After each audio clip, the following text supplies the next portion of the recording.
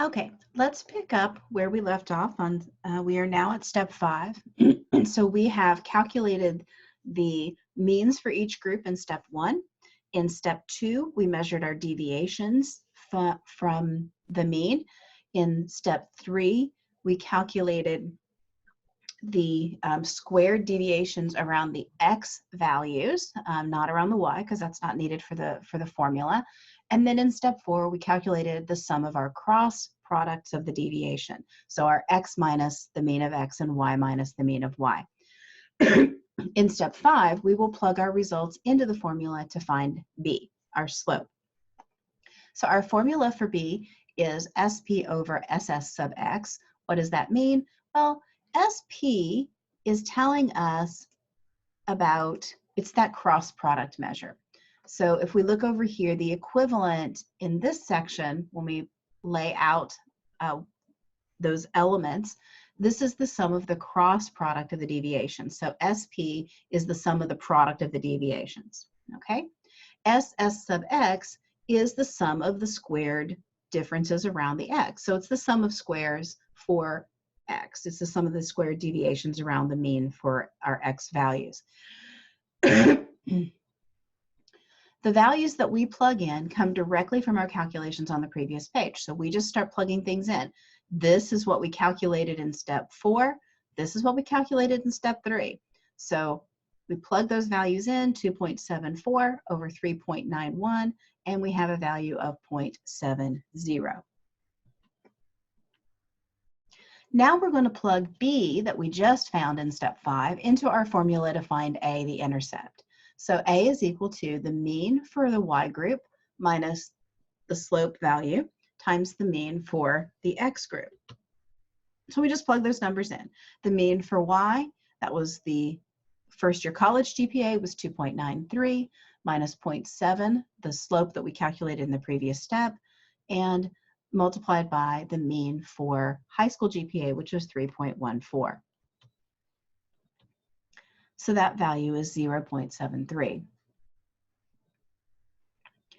Okay, so now that we have our intercept and our slope, we plug those into our regression equation. Our regression equation is the predicted value of y, right? Remember that little hat tells us that we're talking about a prediction and that it's going to be different from actual data. In the example, we saw those differences between the predicted value and the actual value, that error in prediction score that we were talking about, is equal to 0.73. So this is our intercept plus 0.70. So how do we interpret this?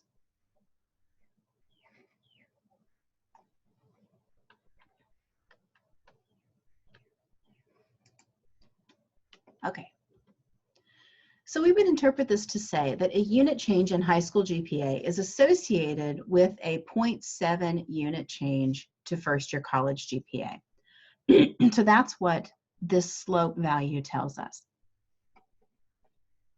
So that for every, you can say for every 1/10 of a point, or for every point of high school GPA, as we go from a GPA of 2 to a GPA of 3, 2.0 to 3.0, we're going to see a 0.7 increase in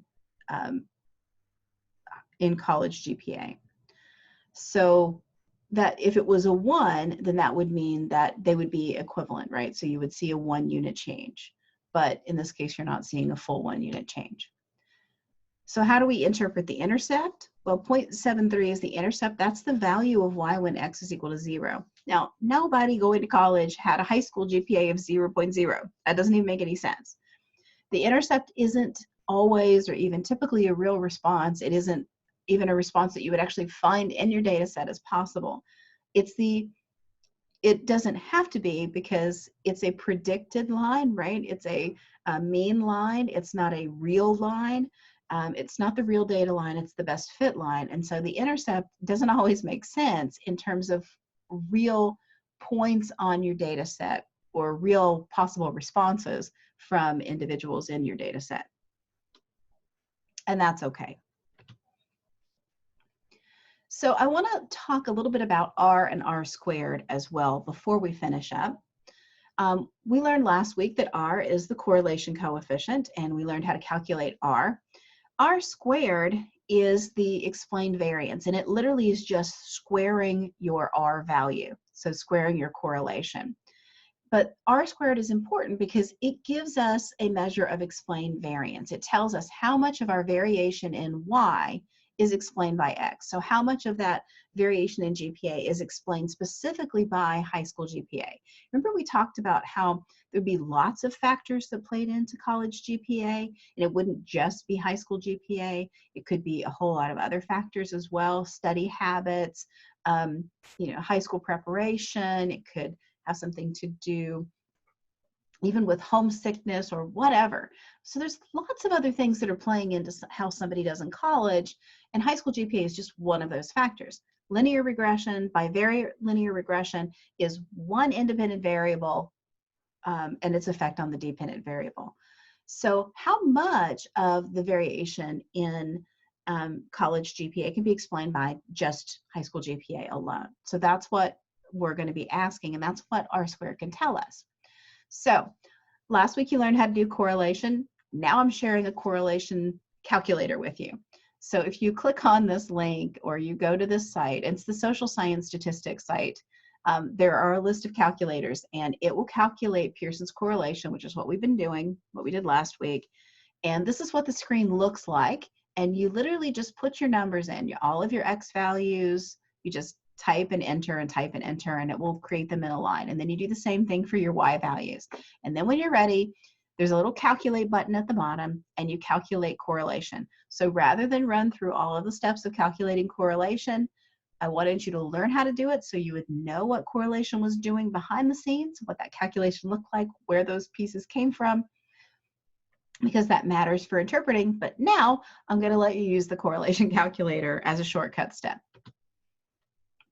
All right, so this is a section of the output from that calculator. So here it's giving you, the formula looks a little weird because it's in this LaTeX notation, but the value is, the correlation value, R is equal to 0.6835, so 0.6835.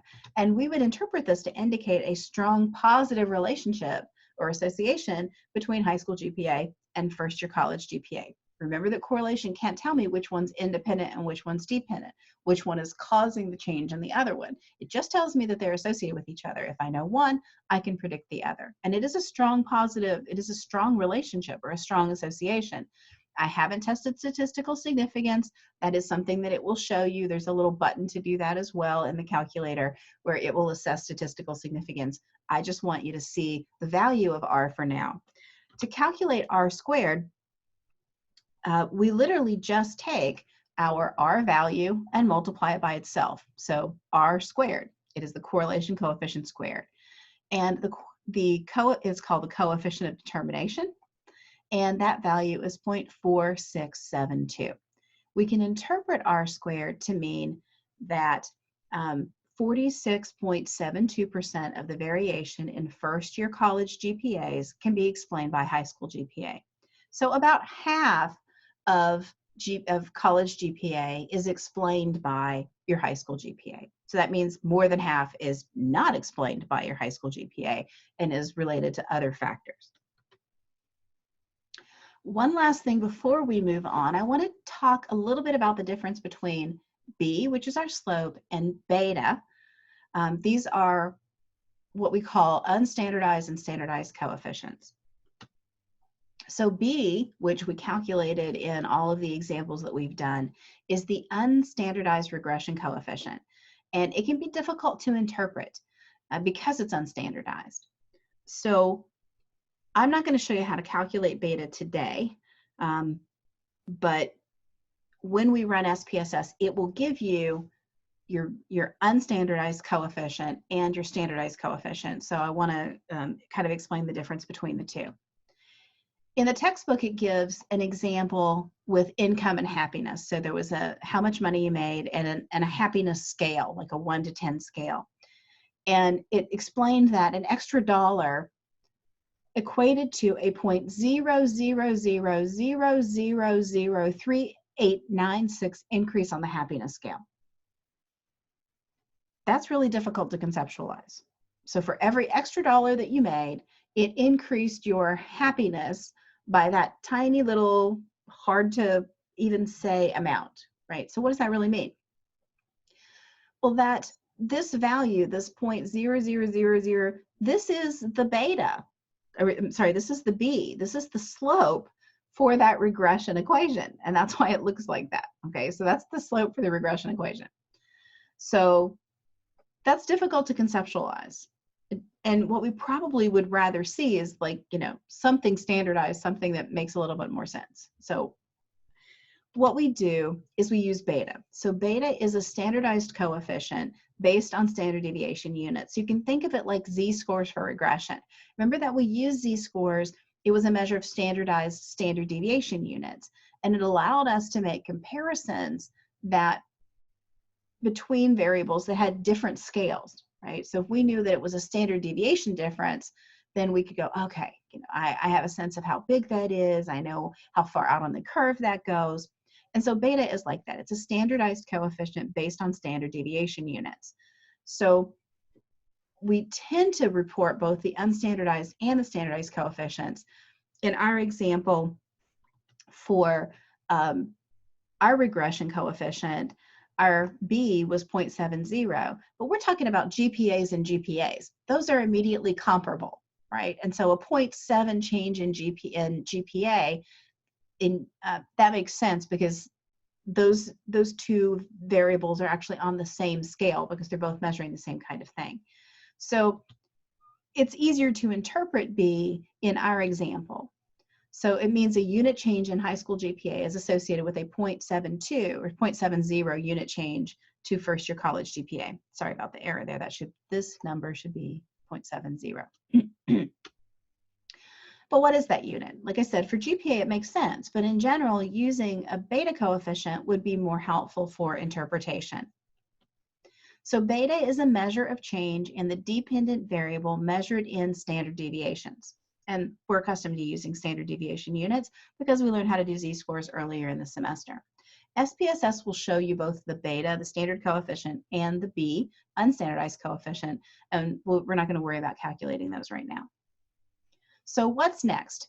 Now that you understand, hopefully, the logic and the process for linear regression, next week we're going to start to look at what happens when we want to consider multiple independent variables. So if high school GPA only accounts for about 46% of the variation in college GPA, we probably want to throw some other things in the hopper and see how those impact. So multiple regression allows us to do just that. So we can look at the effects of maybe gender and high school GPA and I don't know, SAT score, right, at the same time. And what multiple regression will do, the logic of it is, just to give you a little spoiler alert for next week, is how much effect does that variable have while holding the other independent variables constant? So, and then we were going to create a series of B's, right? So each independent variable will have its own coefficient.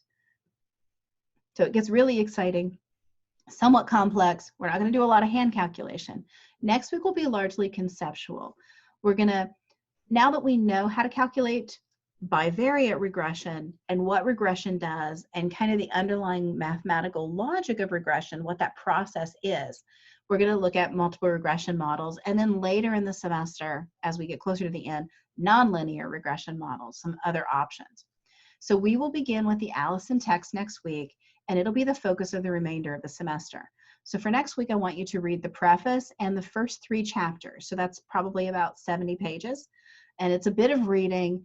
And it's okay if you don't fully understand everything as you're going through it, but just go ahead and try to get through the preface and the first 3 chapters, so that as I'm talking about it in the lectures next week, it'll hopefully start to sink in. You'll be able to make some connections between what you read and what I'm saying.